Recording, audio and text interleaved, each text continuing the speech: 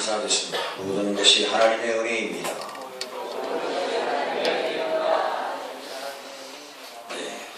매일 어려움 속에서 또 매일 평안함 속에서 살아가는 모든 일상의 삶을 돌아보면서 매 순간마다 하나님의 은혜라고 생각하는 사람이 있습니다. 하루를 지내고도 하나님의 은혜였구나. 한 주를 지내고도 하나님의 은혜였구나. 한 달, 1년을 보낼 때마다, 시간이 흘러갈 때마다 모든 매 순간이 하나님의 은혜였다는 것을 인정하고 그렇게 고백하고 사는 사람은 영적으로 사는 사람입니다. 영적으로 사는 사람이 바로 하나님의 사람입니다. 하나님을 기쁘시게 하는 사람, 그 사람이 바로 영적인 삶을 사는 자라, 그런 말입니다. 성경은 이렇게 사는 사람을 이렇게 표현합니다.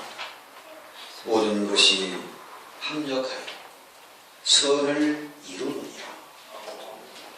그 사람은 모든 어떤 상황이 다 합력하여서 선을 이루어내는 그런 은혜로 사는 사람이라, 그렇게 말씀은 정의하고 있다, 그 말입니다. 여러분, 우리가 잘 아시는 종교개혁자 존 켈빈이라고 하지 않습니다.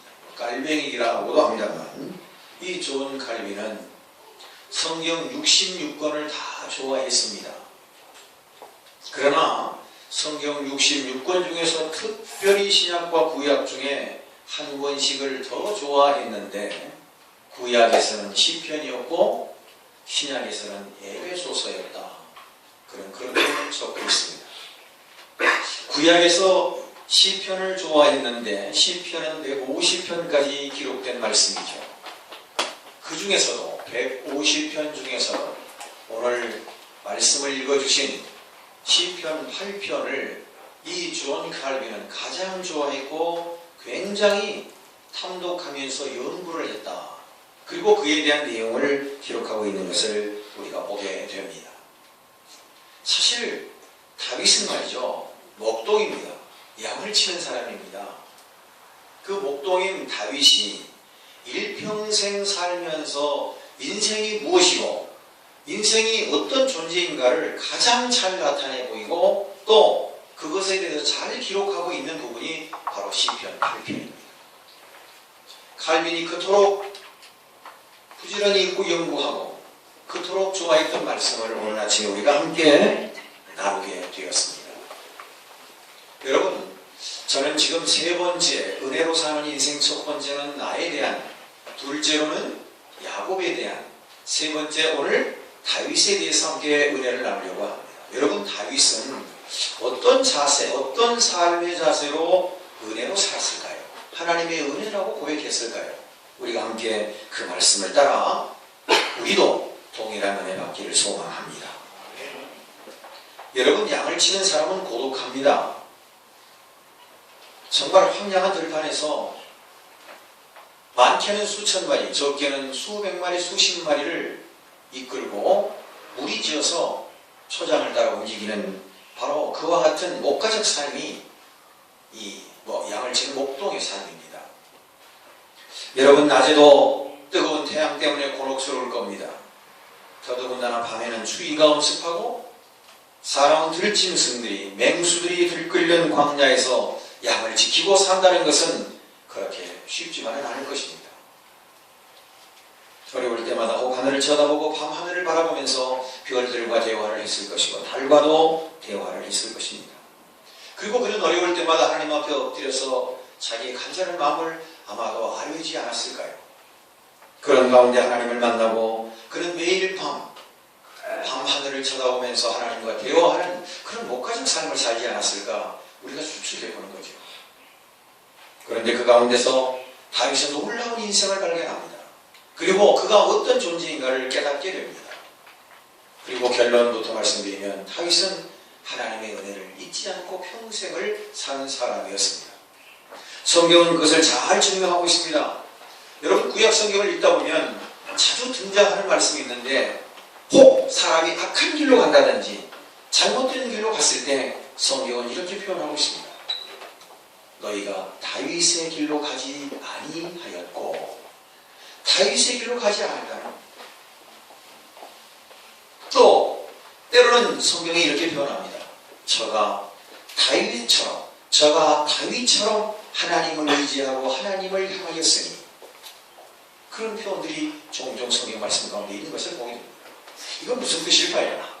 신앙의 모델, 하나님은 적어도 신앙의 모델을 다윗으로 삼고 있지 않는가 하는 생각을 해보게 된다는 겁니다. 다윗, 그가 어떤 자이길래 하나님은 이처럼 잘못된 사람에게도 다윗의 잣대를 드리고 잘하는 사람에게도 다윗의 길을 걸어서 기쁘다라고 그렇게 성경은 표현하고 있을까요? 다윗은 그의 심중에 온통 하나님의 은혜로 그의 삶의 정체를 이루어 있다는 사실입니다. 들은 서두의 말씀처럼 어떤 순간도 매일매일 사는 평범한 하루 같지만 그 하루를 보내고 하나님 앞에 오늘도 은혜로 살았습니다. 모든 것이 다 하나님의 은혜입니다. 이렇게 고백한 다윗을 하나님께서는 아마 그를 신앙의 모델로 삼지 않았을까 하는 생각을 해보는 것이죠.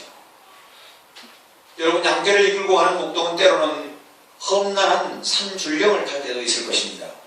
물론 광야의 길도 갈 수 있을 것입니다. 그때마다 양들이 무슨 목적지를 알겠습니까? 양들이 무슨 험하고 복잡하고 어려운 그 상황을 다 인지하고 목동의 마음을 헤아려 주겠습니까? 별다른 큰 통치력 없이 그냥 양 몇 마리를 이끌고 툭툭 치면서 양들을 인도해 갑니다. 목자가 어디로 인도해 가는지도 모릅니다.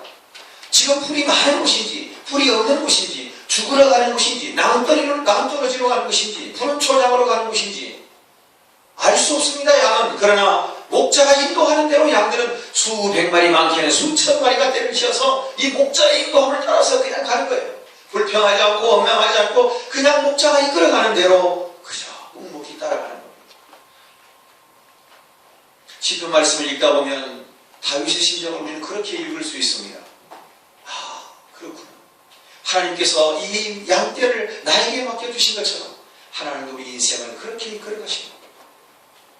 알 수 없는 미지의 세계로 갈지라도 우리가 이 목자를 따라가는 양처럼 하나님 앞에 순종하면서 나아가면 우리 인생을 하나님께서 그렇게 인도해 가십니다. 아마 다윗은 그런 생각을 은연중에 많이 하지 않았을까요? 때로는 곁길로 갈리는 양을 홧소리를 들어서라도 야, 거기 가면 안 돼, 위험해, 양 우리를 따라 같이 가야 돼, 아무 소리 말고 따라만 와, 내가 너희들을 푸른 초장으로 쉴만한 물가로 인도할게. 목자의 말을 듣는지 아니 듣는지 모르지만 양들은 말을 잘 듣고 그렇게 따라옵니다. 그때마다 다윗은 그렇구나, 우리도 하나님의 은혜 가운데 사는 인생, 하나님의 말씀에 순종하며 사는 것이 가장 아름답고 귀하고 복된 일이라는 것을 아마 다윗은 그렇게 생각하고 살지 않았을까요? 오늘 본문 3절, 4절, 9절의 말씀을 보면 이런 내용의 말씀이 있습니다. 주의 손가락으로 만드신 주의 하늘과 주의 베풀어 두신 달과 별들을 내가 보니 사람이 무엇이간데 주께서 저를 생각하시며 임자가 무엇이간데 주께서 저를 권고하시나이까. 여호와 우리 주여, 주의 이름이 온 땅에 어찌 그리 아름다운지요. 이 말씀을 읽노라면 참 다윗은 대단히 신앙적인 인생관을 가졌다, 그렇게 보여지는 겁니다. 어떤 상황이든지 간에 그 상황을 읽어내는 이 다윗의 마음은 온통 하나님의 은혜 가운데 그 인생을 읽어내고 있더라고 말입니다. 똑같은 상황이 되면 어떤 사람은 불평과 원망으로 그것을 읽어내는 사람이 있는가 하면 어떤 사람은 그것을 하나님의 은혜라고 읽어내는 사람이 있다는 것입니다. 여러분, 다윗처럼 우리의 인생을 모든 것이 다 하나님의 은혜라고 하는 이 표현적 삶을, 즉 신앙적 인생관을 가지고 사는 사람을 하나님께서는 신앙의 모델로 삼으신다는 것을 기억하셨으면 좋겠습니다. 그렇습니다. 하나님은 우리를 신묘막측하게 그렇게 우리를 창조해 내셨습니다. 이것이 우리의 신앙이요, 믿음의 창조의 신앙입니다. 시편 139편에 보면 우리 인생을 신묘막측하게, 우리 인생이 헤아릴 수 없는 놀랍게 우리 인생을 만들었다고 그렇게 기록하고 있습니다. 이탈리아의 한 어려서 소아마비가 걸린 한 소녀가 생겼었다고 합니다. 이 소녀는 정말로 아무리 극복하려고 해도 극복하기 어려운 현실이 그 소녀 앞에 큰 장벽으로 남아 있었습니다.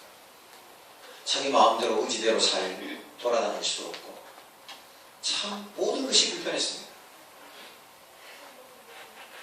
그래서 그 생각을 할 때마다 약병을 움켜쥐고 죽으려고 몇 번 했습니다. 남 몰래 약을 사다 모아두고 그 약을 먹고 죽어야지. 그런 생각을 매번 하고 약을 먹을 때마다 놀라운 것은 약을 먹고 아침에 자고 일어나면 더 정신이 맑아지고 더 몸이 가뿐해졌다고 하는 사실입니다. 이 소녀의 마음을 헤아린 어머니는 이 소녀의 약병에 늘 이 소녀가 사다가 감춰 모아둔 약을 빼고 어머니는 항상 그 약병에 영양제를 넣어두었다고 합니다. 먹고 날 때마다 마음이 그리고 정신이 그렇게 가뿐해질 수밖에 없었던 것은 어머니가 약을 바꿔두었기 때문입니다. 몇 번을 죽으려고 강물에도 뛰어내렸습니다. 그때마다 사람들의 눈에 띄어서 살려나고 그랬습니다. 그 주변에 신앙 중은 한 젊은 집사님 한 분이 그녀를 찾아갔습니다. 소녀의 이름을 부르면서 이렇게 말했습니다. 하나님께서 우리를 창조하셨는데 하나님은 모든 사람에게 똑같이 그렇게 만들지 않으시고 사람마다 각각 다른 하나님의 뜻을 이루기 위해서 사명을 주시고 능력을 주신 우리 인생이라는 것을 알았으면 좋겠다고 설득을 하기 시작했습니다. 틀림없이 아마 하나님께서는 당신의 몸이 불편하지만 당신이 할 수 있는 일이 있을 거라고, 아니 하나님께서는 당신을 그렇게 하신 이유가 있을 것이라고, 아니 당신은 반드시 하나님께서 사용하실 위대한 사람이라고 늘 그렇게 말해 주었습니다. 이 소녀는 어느새 그 말에 동요되기 시작했습니다. 아, 그런가?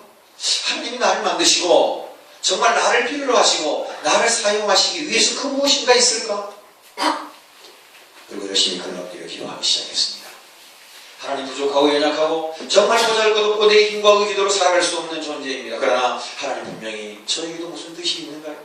제가 하나님의 뜻대로 살면 하나님께서 나를 사용하셔서 무엇인가를 하나님의 뜻을 이루시기 위한 어떤 방법이 있는 건가요? 늘 그는 기도했고 그는 하나님 앞에 매달렸습니다. 그는 얼마 가지 못해서 그 큰 방송국, 로마 방송국의 인생 상담사로 채용이 되었고, 자기처럼 마음이 아프고 병들어 있고 신체적 결격 사유가 있는 가슴 아픈 삶을 살아가는 자들을 위해서 상담을 해주는 위대한 상담가가 되어 있었다는 사실입니다. 사랑하는 성도 여러분, 오늘 우리의 재능이 우리 자신이 가지고 있는 것이 상대적 평가를 보면 부족하고 연약한 점이 참 많을 수 있습니다. 그러나 놀라운 것은 하나님은 절대로 우리 자신을 모든 세상 사람들과 똑같이 만들어 놓지 않으셨다는 사실입니다. 각각 다름으로 인하여 그 다름으로 인한 하나님의 영광을 받으시기를 원하신다는 사실을 우리에게 가르쳐주고 계십니다. 하나님이 만드신 최고의 작품, 바로 오늘 나라가 내 자신이라고 하는 것을 깨닫게 되는 순간이었습니다. 그렇습니다. 그 소녀만 그러겠습니까? 오늘 우리에게도 부족하고 연약하지만 하나님은 우리를 통해서 무엇인가를 이루시려고 하는 기대하심이 있다는 것을 잊지 마시기를 바랍니다. 성경에 많은 인물들이 나옵니다만 많은 사람들 중에서 몇 사람의 인생관을 우리가 돌아보지 않을 수가 없습니다. 노아라고 하는 사람, 창세기 6장에 나오고 있습니다. 노아는 어떤 사람이었습니까? 내 인생이 하찮게 느껴질 때 나 한 사람의 힘으로도 엄청난 하나님의 변화, 하나님의 역사를 이루어낼 수 있을 거라고 믿고 살았던 사람이 노아입니다. 내가 아무리 보잘것없게 보이더라도 내 자신을 돌아보면서 정말 하찮은 존재야, 나는 무엇도 할 수 없는 것 같은, 나는 어떤 것도 해낼 수 없을 것 같은 그런 위기감이 여러분에게 온다면 노아의 인생관처럼, 아니야, 하나님은 나처럼 부족하고 연약한 자를 들어서 강한 자를 부끄럽게 하시는 하나님이시다. 나를 통하여 하나님의 역사를 이루시는 변화의 삶을 살아가도록 나를 인도해 가신다는 사실을 믿고 노아처럼 자기의 존재에 대한 영적인 위치를 찾아가는 저와 여러분 되시길 바랍니다. 요셉, 창세기 40장에 나오는 사람입니다. 요셉은 어떤 상황 속에서도 꿈을 하나님이 주신 꿈을 절대로 포기하지 않았습니다. 여러분, 하나님께서 주신 여러분에게 주신 꿈이 있습니까? 요셉처럼 절대로 그 꿈을 포기하지 마시기 바랍니다.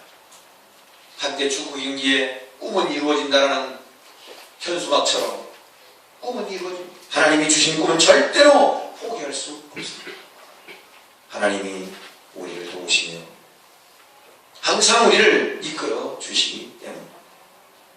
당신이 잘 되시거든 나를 생각하고 내게 은혜를 베풀어서 내 사정을 바로에게 하려 이 집에서 나를 건져주소서. 감옥에 갇혀있을 때 관원들에게 한 내용이었습니다. 물론 그들은 풀려났고 이 요셉의 꿈대로 다 그들이 현실적으로 그들의 삶이 이루어졌음에도 불구하고 요셉을 믿고 살았습니다. 요셉은 꿈을 절대로 접지 않았습니다. 사랑하는 성도 여러분, 하나님이 주신 꿈을 절대로 포기하지 마시기를 바랍니다. 이것이 요셉의 인생관이었습니다. 모세는 어떻게 살았습니까? 여러분, 출애굽기 14장에 보니까 모세가 백성에게 이르되 너희는 두려워하지 말고 가만히 서서 여호와께서 오늘 너희를 위하여 행하시는 구원을 보라. 너희가 오늘 본 예굽 사람을 영원히 다시 보지 아니하리라.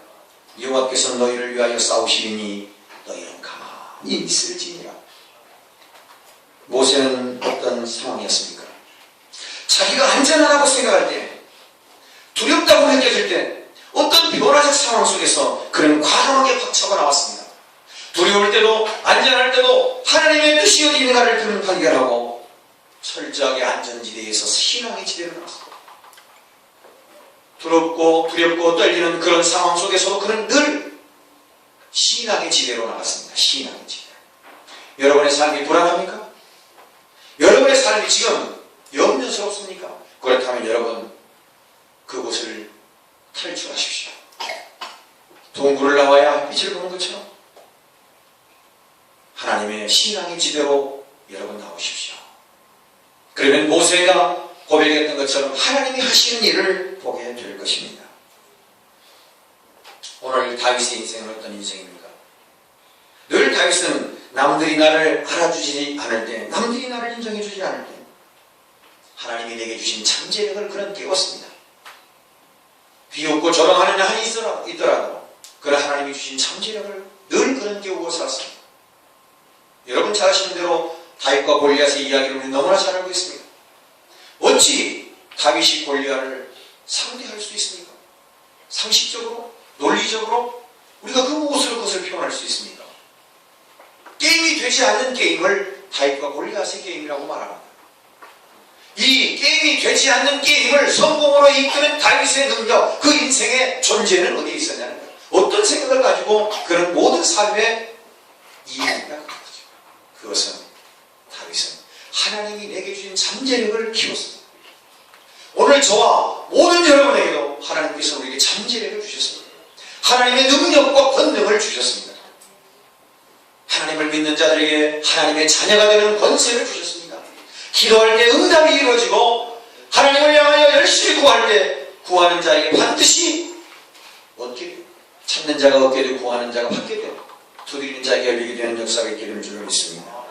이것이 다윗의 인생관이었습니다. 그렇구나. 나는 참 부족하지만, 나는 연약하지만 하나님이 내게 능력을 주셔서 반드시 그것은 이루어지고 내 뜻이 아니라 하나님의 뜻이라면 이것은 가능하다라고 그는 믿었던 것이죠. 오늘 저와 여러분이 이처럼 다윗처럼 모든 것을 다 신앙의 관점으로 나의 존재를 확인하고 우리의 펼쳐지는 삶을 하나님이 주신 잠재력으로 풀어가시는 능력의 사람들 되시기를 주님의 이름으로 축원합니다. 누구보다도 다윗은 자기가 누구인지를 잘 알았습니다. 여러분들 말씀을 드립니다만 병원에 가면 내가 어디가 아픈지를 잘 알아야 빨리 치유받을 수 있습니다. 내 아픈 곳이 어딘지를 알아야 정확하게 진단을 해야 정확한 치료를 할 수 있다는 말입니다. 다윗은 자기가 어떤 존재인가를 알았습니다.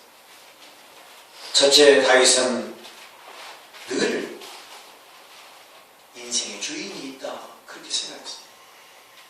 여러분, 내 인생의 주인이 있다고 생각하고 사십니까? 여러분, 이건 굉장히 중요한 일입니다.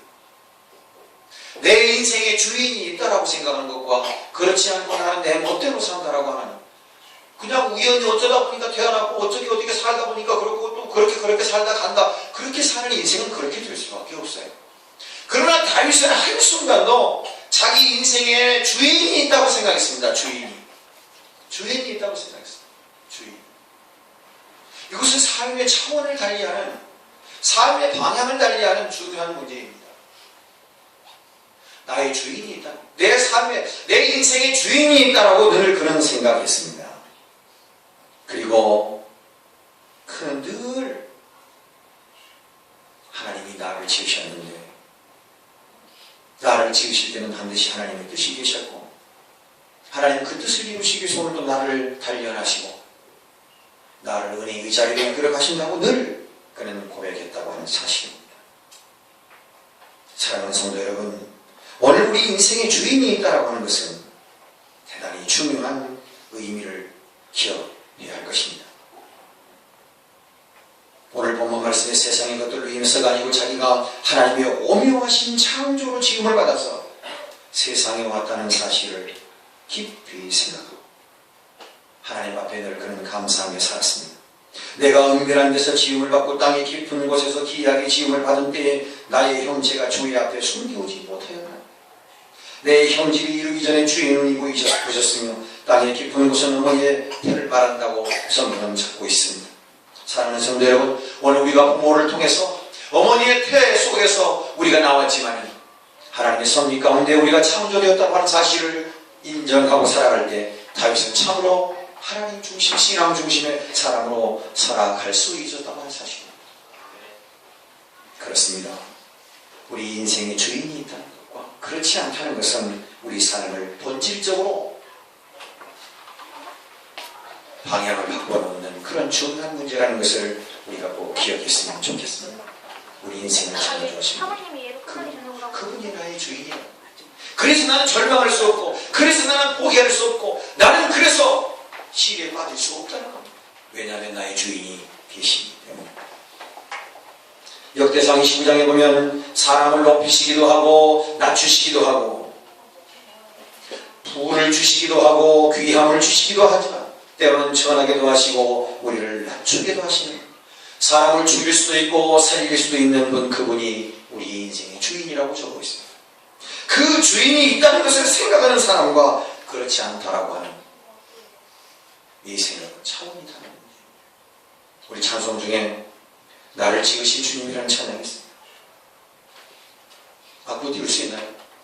우리 찬양 한번 불러볼까요? 나를 지으신 주님 내 안에 계셔 처음부터 내 삶은 그의 손에 있었죠. 내 이름 아시죠?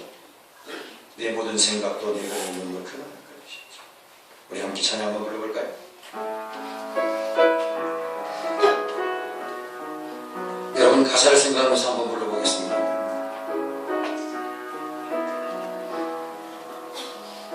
나를 지으신 주님 내 안에 계셔 처음부터 내 삶은 그의 손에 있었죠. 손에 있었죠. 내 이름 아시죠? 내 이름 아시죠. 내 모든 생각도 내 흐르는 눈물 그가 닦아주셨죠. 그는 내 아버지, 그는 내 아버지, 난 그의 소유. 내가 어딜 가든지 날 떠나지 않죠. 내 이름 아시죠? 내 이름 아시죠. 내 모든 생각도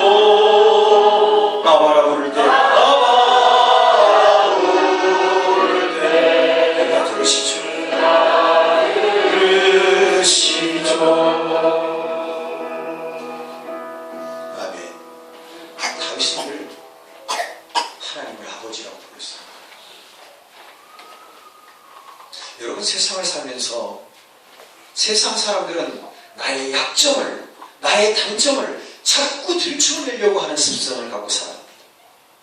어떤 상황 속에서 나의 약점이 결코 장점이 될 수 없습니다. 세상에서 말이죠. 여러분, 아무리 못나고 아무리 부족한 사람이라도 그 집의 부모님에게는 가장 귀하고 가장 똑똑하고 가장 잘난 자녀인 것이 분명합니다. 내 부모님은 내 모든 허물과 약점을 덮어주려고, 아무리 내가 못나고 아무리 내가 약점과 단점이 많아도 내 부모님은 적어도 나의 약점을 덮어주는, 나의 단점을 덮어주는, 나의 허물을 덮어주는 것, 그분은 나의 아버지고 나의 어머니입니다. 그 누가 뭐라 그래도 우리 자신만큼 찬란한, 우리 자신만큼 똑똑한, 우리 자신만큼 멋진 예쁜 그 어떤 누구도 없습니다. 부모에게는 말입니다. 자기 자식을 사랑하는 부모의 마음, 어떤 약점도 어떤 허물도 다 덮고 가려고 하는 이 부모의 마음, 다윗은 그 마음 하나님 아버지라고 불렀습니다. 하나님을 아버지라고 부르는 이 다윗에게는 모든 자기의 약점과 허물을 다 덮어주는 분으로 그는 생각합니다. 세 번째, 다윗은 자기가 전능자가 아니라는 사실을 깨달았습니다. 여러분, 세상을 살면서 두 가지 길이 나오는데요, 두 개가 다 문제점입니다. 인생을 사는 첫째, 우리 인생을 망치게 하는 건 뭐냐면 자만감입니다. 자만감. 난 똑똑해, 난 잘났어, 나는 부족한 것이 없어, 난 능력이 많아, 나는 모든 걸 할 수 있어, 난 정말로 잘생겼거든, 나는 정말로 예쁘거든, 나는 정말로 실력이 좋거든. 자만감. 이 자만감, 성경에 보니까 교만은 패망의 앞잡이라, 넘어짐의 앞잡이라, 그렇게 기록하고 말씀하고 있습니다. 여러분, 자만감 조심해야 합니다. 반대쪽에 서서 보면 또 다른 측면은 항상 나 자신은 뭐예요? 열등감 속에서 나는 왜 이렇게 되는 게 없냐, 나는 왜 이렇게 못났냐, 나는 이렇게 못났냐, 나는 왜 하필이면 이런 집에서 태어났냐, 나는 환경이 왜 이러냐, 나는 늘 자기 열등감과 좌절감 속에 사는 사람이 있습니다. 자만심도 문제가 되고 너무 지나친 열등감과 좌절감도 우리 인생을 망치는 요인입니다. 중요한 것은 여러분, 우리가 깨달아야 할 것은 하나님께서 우리를 부족하고 연약하게 창조하셨지만은, 그러나 다윗이 깨달은 것처럼 하나님은 우리에게 도움을 주시고 우리에게 필요한 것을 채우시기 위해서 우리에게 연약함을 주었다라고 하는 사실을 깨닫는 겁니다. 사랑하는 성도 여러분, 우리는 기억합니다. 사울 왕은 하나님의 마음에 합한 사람이었습니다. 그래서 늘 그는 초기 왕 때는 하나님 앞에 묻고 또 물었습니다. 하나님 앞에 자기의 연약함과 자기의 부족함을 늘 하나님 앞에 쉴 새 없이 하면서, 하나님 이럴 때는 어떻게 합니까? 또 묻고 물었습니다. 그러나 자기의 왕의 권좌가 자꾸 점점 높아질수록 사울은 자기가 똑똑하고 자기가 잘나서 그런 줄 알았습니다. 자만심에 빠졌습니다. 비례로 자만심에 빠지면 하나님을 잊어버립니다. 모든 게 다 자기가 잘난 줄로 압니다. 하나님께 묻지 않습니다. 하나님께 의지하지 않습니다. 사울은 결과적으로 하나님 앞에 버림을 받습니다. 여러분, 솔로몬 왕은 아버지의 덕분에 그는 성전 건축을 하게 됩니다. 그리고 기부원 산당에서 하나님 앞에 한 번에 1,000번제를 드리고 하나님의 마음을 얼마나 기쁘게 해드렸는지 모릅니다. 하나님께서 그 1,000번제를 받으시면서 솔로몬에게 하신 말씀이, 야, 네 원하는 게 뭐냐? 여러분도 상상하면서 하십시오. 오늘 밤에라도 하나님께서 우리에게 오셔서 나 너 뭐 하고 싶게 뭐가 되는 여러분 주문, 여러분 솔로몬은 뭐라고 했습니까? 지혜를 달라고 했습니다. 하나님, 백성을 잘 지도할 수 있도록 지혜를. 그러니까 하나님께서 지혜뿐만 아니라 후와 명예와, 그러니까 찬송에 있는 것처럼 드레핀 백합 어떤 것보다도 더 고운 것이고 솔로몬의 옷보다 더 곱지 못하다는 겁니다. 여러분, 솔로몬은 처음에 일천번제를 드리고 하나님 앞에 엎드려 겸손한 모습으로 나를 하나님 그를 사랑하시고 복을 주셨습니다. 그러나 권자에 앉아서 그 지위와 그 명성과 하나님이 주신 그 지혜 때문에 자기의 위치가 높아지면 높아질수록 하나님을 점점 잃어가기 시작했습니다. 그 결과는 뭡니까? 쾌락과 타락입니다. 솔로몬의 결과는 유혹 속에서 부패와 타락,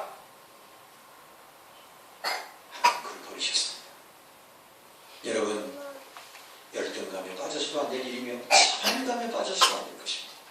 우리가 부족한 것은 사실입니다. 우리가 연약하고 허물이 많고 약점이 많은 것은 사실입니다. 그러나 우리가 창조주 하나님을 향해 우리 부족한 것을 채워주시라고 늘 하나님을 의지하고 살아가도록 만드셨다는 것을 우리가 알아야 할 것입니다. 이것이 은혜로 사는 사람의 진정한 모습이 된다는 것을 여러분 꼭 기억하십시오. 네 번째로, 다윗은 언젠가는 돌아가야 할 인생이라는 것을 그는 알았습니다. 나그네 인생이라고 그는 표현했습니다.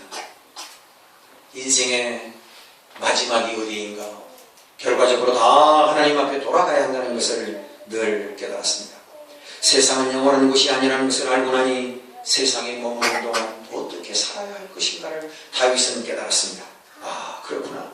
내가 이 땅에서 영원히 사는 것이 아니기 때문에 이 땅에 사는 동안에 내가 할 일이 무엇이고 내 인생을 가치 있고 의미 있게 사는 것이 무엇인가, 그걸 생각했습니다. 그리고 그걸 깨달았습니다.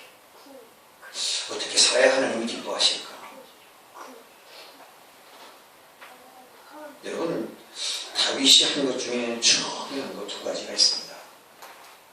적어도 이 땅에 오래 살지, 영원토록 살지 못한다라고 하는 전제 속에서 우리는 언젠가는 하나님 앞으로 가야 된다라고 하는 이 사실 앞에서 다윗은 두 가지를 늘 고대하며 살았습니다. 그것이 첫째, 우리가 너무나 잘 아시는 대로 하나님의, 자기가 왕이 되고 난 다음에 하나님의 법궤를 옮기는 것이었습니다.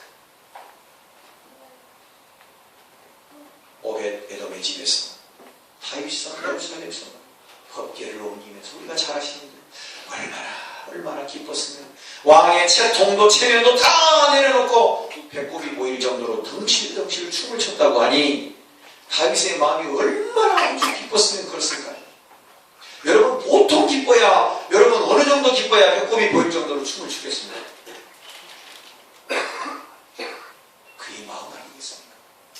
내가 이 땅에 영원히 살 수 있는 존재라는 것을 아는 이상 이 땅에 사는 동안 내가 하나님이 기뻐하시는 내 인생을 가장 의미 있고 가치 있게 살 수 있는 길이 무엇일까? 그리고 하나님의 법궤가 저 숲을 덤불 속에서 저렇게 처참하게 하나님의 법궤가 저렇게 방치되어 있다는 것이 늘 가슴이 아팠습니다. 그래서 다윗은 자기가 왕이 되자마자 하나님의 법궤를 가장 먼저 예루살렘에서 옮겼습니다. 얼마나 의미 있고 가치 있는 인생을 사는 모습입니까? 두 번째, 자기 왕궁은 의리하고 좋은데 하나님의 집은 너무 초라했습니다. 하나님의 성전은 너무 보잘 것이 없었어요. 다윗은 이렇게 기도했습니다. 왕궁은 너무 아름답고 이처럼 좋은데 하나님의 집, 하나님의 전은 너무 보잘것없고 초라하니 하나님 성전을 짓게 해주세요. 성전 짓게 해주세요. 물론 여러 가지 많은 일들이 있었습니다만 다윗은 이 두 가지를 하나님 앞에 부르셨습니다. 그 이유는 유한한 인생, 영원한 하나님의 나라를 바라보며 살아가는 인생, 이 땅에 사는 동안 내가 무엇을 해야 할까? 하나님이 기쁘시게, 하나님을 기쁘시게 할 뿐만 아니라 하나님이 원하시는 바가 무엇일까를 생각하면서 그는 이것처럼 법궤를 옮기고 하나님의 성전 짓는 일에 최선을 다하는 것을 보면 참으로 그는 은혜로 사는 인생이었다, 하나님의 은혜를 깨닫고 살아가는 인생이었다는 것을 알아가게 됩니다. 사랑하는 성도 여러분, 다윗은 시편 103편 3절 이하에 이렇게 고백합니다. 저가 내 모든 죄악을 사하시며 내 소원을 만족하게 하사 내 청춘으로 독수리같이 새롭게 하시는구나. 여호와께서 의로운 일을 행하시며 압박당하는 모든 자를 위하여 판단하시는구나. 그 행위를 모세에게, 그 행사를 이스라엘 자손에게 알리셨고 여호와는 자비로우시며 은혜로우시며 노하기를 더디하시며 인자하심이 풍부하시도다. 항상 경책지 아니하시며 너를 영원히 범죄 아니하시리로다. 우리의 죄를 따라 처치하지 아니하시며 우리의 죄악을 따라 갚지 아니하셨으니 그랬습니다. 우리의 연약함도 아시고 우리의 부족함도 아신 하나님, 구하는 자에게 베풀으신 하나님이신 것을 그는 늘 깊이 생각하며 살았습니다. 그래서 그는 시편 23편에 이렇게 고백합니다. 여호와는 나의 목자시니 내가 부족함이 없으리로다. 내가 부족함이 없으리로다. 그가 나를 푸른 초장에 누이시며 쉴만한 물가로 나를 누가? 하나님이 인도하십니다. 사망의 음침한 골짜기를 다닐지라도 해 바닥을 어려움 당함을 두려워하지 않는 것은 주의 지팡이와 막대기가 나를 아니 보호하시는 프로텍션, 프로텍티브, 철저하게 보안. 여러분, 어떤 금속성 물질에 그 금속이 녹슬지 않기 위해서 뭐를 합니까? 코팅을 합니다. 코팅, 프로텍션, 프로텍션. 주의 막대기와 지팡이가 나의 프로텍션, 프로텍티브가 됩니다. 나를 철저하게 감싸고 보호하는 하나님의 능력이 된다는 겁니다. 이보다 더 큰 은혜를 사모하고 은혜를 잊지 않고 살아가는 자가 또 어디 있겠습니까? 사랑하는 성도 여러분, 다섯 번째, 다윗은 자기 인생의 마지막 미래를 보고 살아가는 사람이었습니다. 인생의 장래를 바라보는 믿음을 가진 사람이었습니다. 앞서 드린 말씀처럼 유한한 인생, 영원한 하나님의 나라를 바라보며 나아가야 할 인생에 어떻게 살아야 할 것인가를 늘 염두에 두고 살았다는 사실입니다. 미래를 바라보고 믿음을 잃지 않고 살았던 사람. 더웠거나 춥거나 어렵거나 힘들거나 기쁠 때나 슬플 때나 어떤 상황에 굴하지 않고 믿음을 지켰다는 사실입니다. 여러분, 우리 신앙생활하면서 좋은 날만 있으면 얼마나 좋겠습니까? 그러나 좋지 않은 날이 많음에도 불구하고 끝까지 믿음을 잃지 않고 은혜로 사는 사람이 있다는 것을 기억하십시오. 그 주인공이 여러분 되시기를 축원합니다. 그냥 좋은 날은 기뻐서 금방 하늘에 올라갈 것 같이 그냥 믿음이 충천해가지고 그렇게 살다가 조금 어려움이 오면 그냥 뭐 하나님도 안 계시고 예수님도 안 계시고 신앙도 없고 그렇게 살았어야 되겠습니까? 여러분, 로마서 8장에 하나님을 사랑하는 자, 그 뜻대로 부르심을 입은 자들입니다. 모든 것이 한계가 있어를 이름이 될 줄로 믿습니다. 그 말씀을 믿으시기를 바라겠습니다. 시편 102편 26절 28절을 보면 천지는 없어지겠으나 주는 영존하시겠고 그것들은 옷같이 우리의 옷은 입는 의복같이 날거리니 의복같이 바꾸시면 바뀌려. 사랑하는 성도 여러분, 세상은 낡아지는 것입니다. 우리 인생도 나이가 되면 들수록 모든 이 육체의 골육이 소모가 되어져가는 것이죠. 세상은 날로 쇠퇴하려니와 우리의 영은 날마다 새롭게 변화되어 강건해지는 역사가 있기를 축원합니다. 그는 하나님이 자기를 위하여 예비하신 하나님의 나라와 그 나라에서 자기가 누릴 기업을 성령의 감동으로 바라보고 산 사람이었습니다. 사람이 집을 지을 때 기초를 잘 닦아야 허물어지지 않듯이 오늘 우리 인생도 마찬가지입니다. 내가 누구인가를, 나의 존재가, 내 존재가 어떠한 것인가를 깨닫고 알고 살아가는 사람과 그렇지 않은 사람의 차이는 당연히 다를 수 있다는 것입니다. 그렇습니다. 다윗은 확실히 은혜로 사는 사람이었습니다. 매 순간을 지내고 할 때마다 하나님이 은혜였다는 것을 그는 철저하게 고백했습니다. 하루를 살고 난 이후에도 하나님 감사합니다. 어떤 사건이 그에게 있을 때도 하나님 감사합니다. 모든 것이 은혜입니다. 모든 것이 은혜. 자기가 험악한 세상 속에서 정말로 허물과 약점 때문에 고통을 당하고 있을 때, 아픔을 당하고 있을 때도 하나님 그래요. 저는 전능자가 아니에요. 저는 약한 자예요. 그래서 하나님이 저에게 필요를 아시고 채워주시는 줄로 믿어요. 하나님, 저가 구원을 당하는 나의 필요를 채우시는 줄로 믿어요. 다윗은 자기 부족함을 알고 있었어요. 전능하신 하나님 앞에 구하면 하나님이 도와주신다는 사실 또한 그는 알고 있었어요. 이렇게 사는 사람이 은혜로 사는 사람은 다윗을 통해서 우리가 깨닫는 것이 있습니다. 혹 여러분, 오늘 우리의 삶에 은혜를 잊고 살지는 않았습니다. 우리 인생의 주인이 있다는 건 여러분 잊지 마시기 바랍니다. 자기가 능력자가 아니라는 것도 기억하십시오. 인생은 돌아갈 날이 있다고 하는 것을 꼭 기억하시기 바랍니다.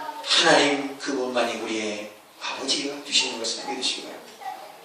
세상은 우리의 약점을 들춰내고 우리의 부족함을 들춰낼지라도 나의 사랑하는 부모는 나의 모든 단점과 약점을 다 덮어주듯이 하나님 우리의 약점과 허물을 덮어주시는 분인 것을 믿으시기 바랍니다.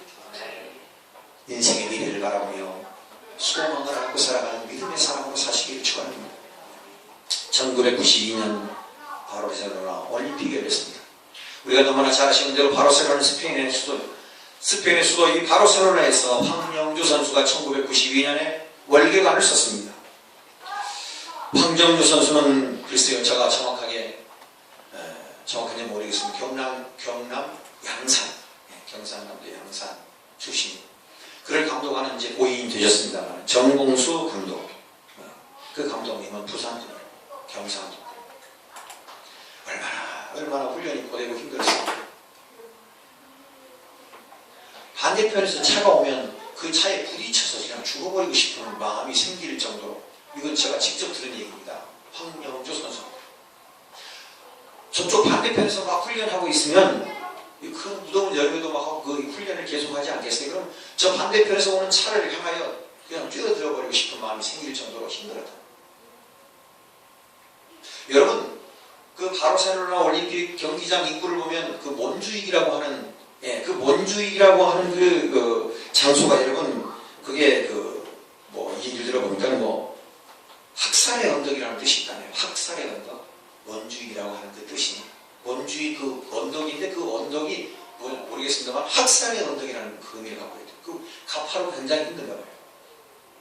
미리 사전에 가서 황영주 선수가 거기에서 훈련하고 국내에서도 훈련할 때마다 정봉수 고인되셨지만 그 선수 감독이 이런 얘기를 황영주 선수한테 그냥 매번 들려줬다고 합니다. 영조야, 나는 말이야 내 눈에 영조 네가 말이야 금메달을 따서 목에 걸고 많은 사람들이 일어나서 애국가를 부르는 모습을 나는 자주 본다. 같이 뛰면서, 물론 정봉수 선생님은 감독이니까 차를 타거나 오토바이를 타거나 타시겠죠. 황영주 선수가 힘들고 어려울 때마다 그걸 영조야, 난 네가 말이야 금메달을 따가지고 목에 걸고 많은 사람들이 나서 대한민국 애국가를 동해문가백조상이 말하고 애국가 부르는 모습이 나는 눈에 보인다. 늘 황영주 선수한테 그 얘기를 들려줬다. 그런 마지막 스퍼트를 일본 사람과 함께 견주어가면서 원주익이라고 학살의 언덕이라고 하는 이 언덕을 치어오르면서 영조야 힘내라, 금메달을 목에 걸고 사람들 앞에서 애국가를 부르는 장면을 나는 보고 있다는 소리가 귀에 저렁저렁하게 울린답니다. 그래서 그는 사역을 다했어요. 메인 스타디움을 가운데면서 매운 그런 상황에서 그런 태극기를 휘두르면서 1등을 하고 월계관을 썼습니다. 저는 오늘 저와 여러분에게 이런 음성이 들려지기를 소망합니다. 우리 이름을 부르시는 하나님께서 힘내라, 좌절하지 말고 실망하지 말고 하나님을 바라보아라. 너의 존재가 어떤 존재인가를 깨닫고 늘 하나님 앞에 은혜로 사는 존재인 것을 고백하고 일어나가라. 그런 음성이 저와 여러분에게 들려주시기를 축원합니다. 사랑의 주님, 오늘 우리가 은혜로 살아가는 인생이 분명히 맞습니다. 주님, 이 은혜를 잊지 않도록 우리를 붙들어 주시옵소서. 거룩하신 예수님,